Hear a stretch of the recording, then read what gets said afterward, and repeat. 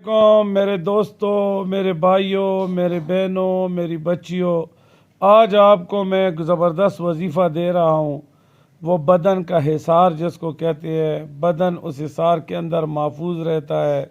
ये वजीफ़ा आप पढ़ के सुबह उठ के अपने आप पर दम कर दो। सारा दिन आप शैतान के हमलों से, आप बम के बमों से, आप बंदूकों से, आप गोलियों से, आप तलवारों से, आप हर किस्म के बद नज़र के हिसारों से, बद नज़र के हमलों से, बद नज़रों की बद नज़री से बचे रहेंगे।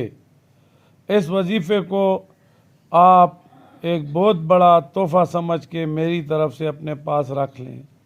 तो मेरे दोस्तों, मेरी बहनों, बच्चियों, ये वजीफ़ा कुछ यूँ है कि 11 बार दरूद शरीफ पढ़ो और 3 बार आयतुल कुर्सी पढ़ लो और 3 बार सूरत इखलास पढ़ लो और फिर 11 बार दरूद शरीफ पढ़ के अपने हाथों पे दम करके अपने हाथों को बदन के उस हिस्से तक पहुंचाओ जहां तुम्हारे हाथ पहुंचते हैं और मलते जाओ, मलते जाओ, मलते जाओ। इंशाअल्लाह हर किस्म के हमलों से महफूज रहेंगे।